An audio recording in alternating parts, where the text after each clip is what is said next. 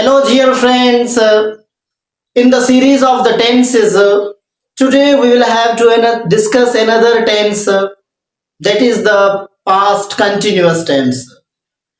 We have already discussed some type of the tenses of present tense and its types, and even in the last lecture, we have started the past tense and we discussed about the past simple tense in detail, its usage, applications, structure, formation, whatever. We discussed these all things in our previous lecture. You will have to watch all these videos in our playlist. Dear students, today we will have to start another tense that is commonly used in our daily life. The tense, the named as the past continuous tense. So let's get and start now. Past continuous tense, it is also called the past progressive tense. Past continuous tense को हम past progressive tense भी कहते हैं क्योंकि by using this terminology we can understand very easily continuous और the progressive. It means के कोई action जो के कंटिन्यू है, जो स्टार्ट हुआ और खत्म नहीं हुआ, at the time of the speaking the action is on going. Ongoing actions के लिए हम कंटिन्यूअस टेंस का यूज करते हैं. So the past continuous tense is also called the past progressive tense in which the ongoing action will be under consideration. Okay, we will have to define the past progressive tense or past continuous tense. So there are the different usage where we have to use past continuous tense. The first use is an action in the progress. An action in the progress usually of a short duration or the specific time. Past continuous tense को हम तब भी उस condition में भी use कर सकते हैं जब हम पास्ट की बात करें कि पास्ट में किसी स्पेसिफिक ड्यूरेशन, किसी स्पेसिफिक मोमेंट में वो काम कंटिन्यू था. जब मैंने वो देखा किसी पर्टिकुलर ड्यूरेशन में तो वो काम क्या था, कंटिन्यू था. तो ऐसे एक्शंस को हम पास्ट कंटिन्यूअस टेंस में इंक्लूड करेंगे. The example is at 7 o'clock. At 7 o'clock I was reading a book. Was reading, it means the action of reading is going on. The action of reading was going on at the specific time, the 7 o'clock. We can also say that yesterday I was playing with my friends. Okay, yesterday एक moment है, उस moment में जो खेलने का काम continue था. सो past continuous tense का फर्स्ट यूज ये है कि कोई एक्शन पास्ट में किसी स्पेसिफिक टाइम में किसी स्पेसिफिक ड्यूरेशन में वो काम कंटिन्यू था, तो उसे हम पास्ट कंटिन्यूअस टेंस कहते हैं. एक और इसका यूज है पास्ट कंटिन्यूअस का कि an ongoing action interrupted by a non continuous action. Okay, एक एक्शन ऑनगोइंग है, कंटिन्यू है, कंटिन्यूअस एक्शन है, और दूसरा non continuous action. Ongoing action in the sense के वो काम, कोई एक्शन वो कंटिन्यू हो, वो एक्शन कंटिन्यू हो.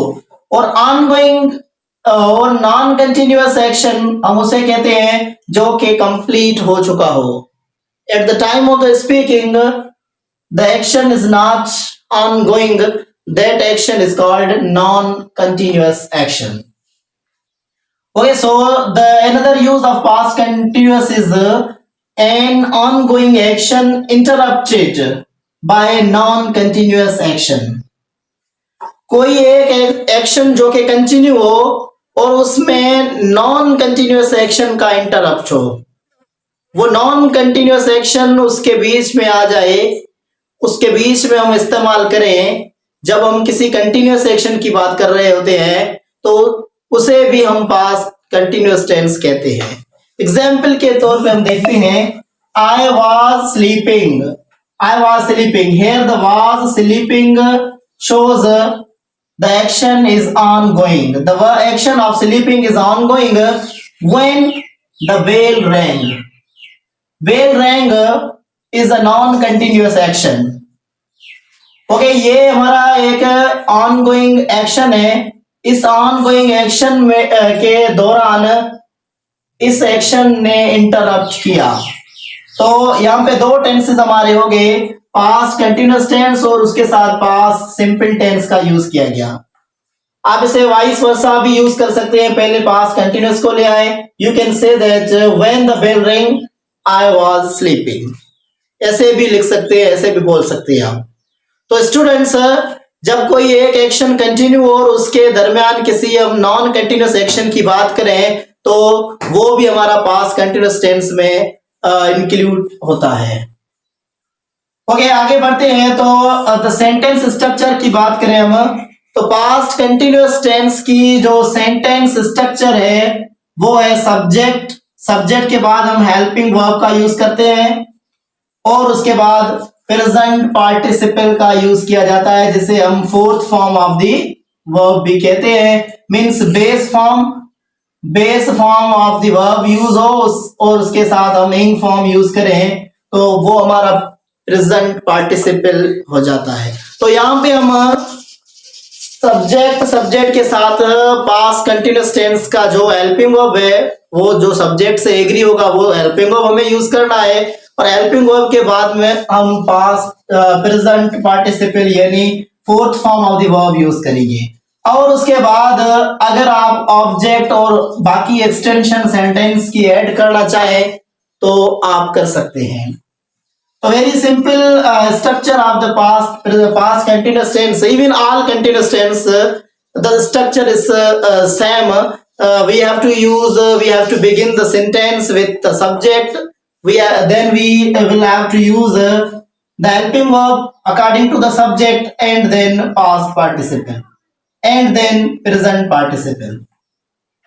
Okay, helping verb कौन से हैं? There are two helping verbs of the past continuous tense. The number one is the was and the second one is were. Was is a singular verb, even the were is plural. When the subject is singular, just like I, he, she or single name, we'll have to use was with them. And when we are talking about they, you, we, plural subjects, we'll have to use were.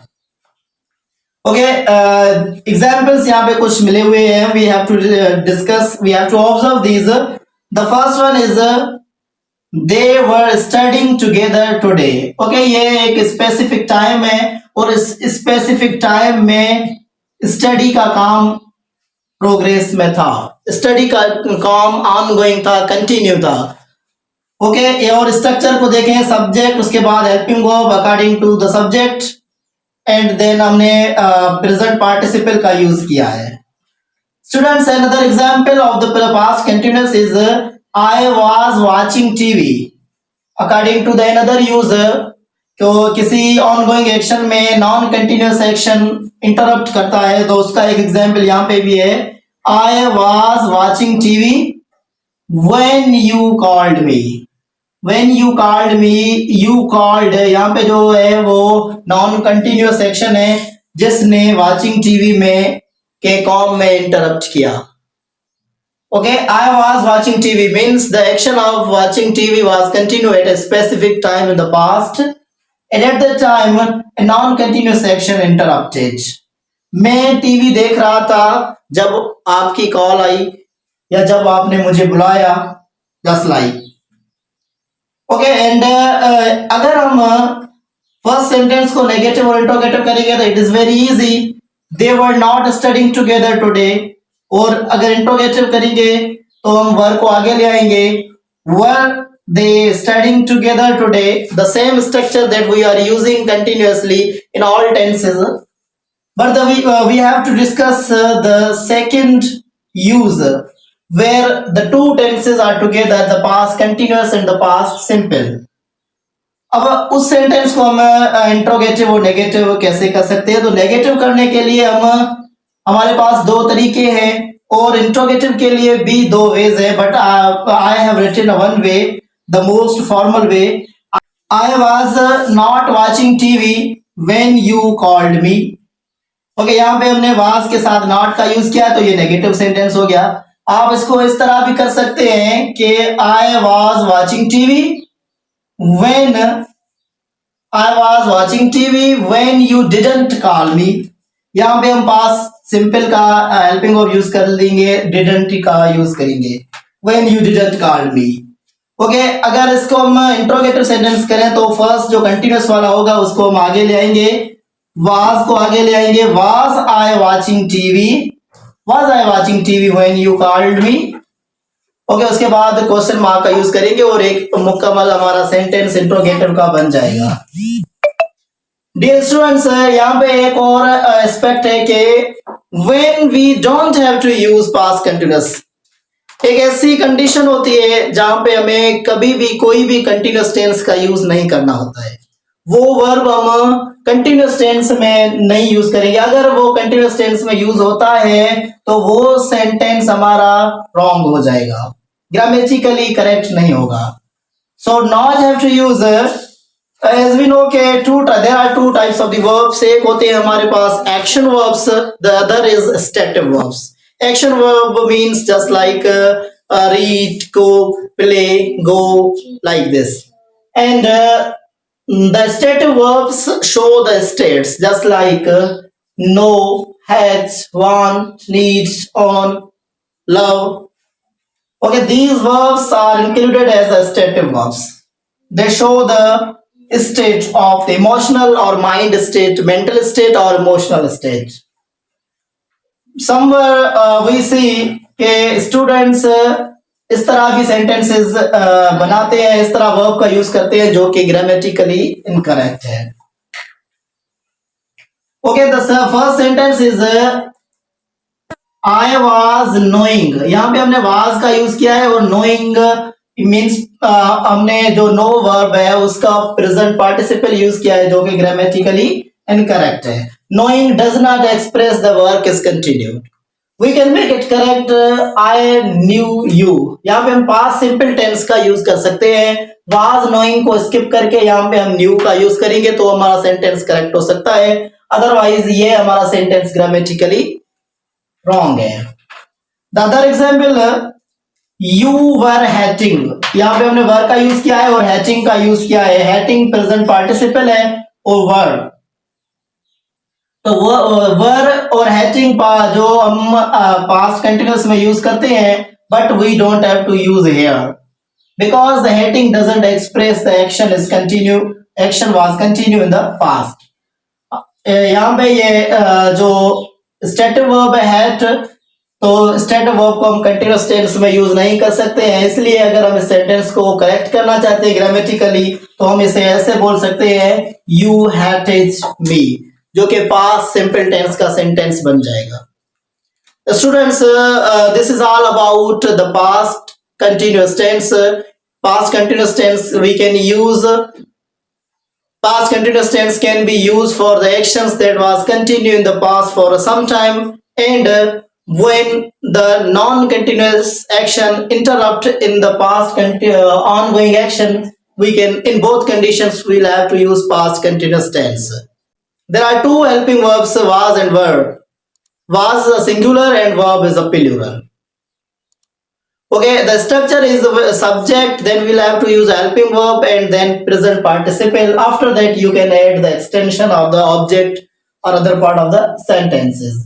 And we don't have to use any kind of the stative verb in a continuous tense. It is grammatically wrong. Okay students, I hope you have cleared your concept related to the past continuous tense. Thank you.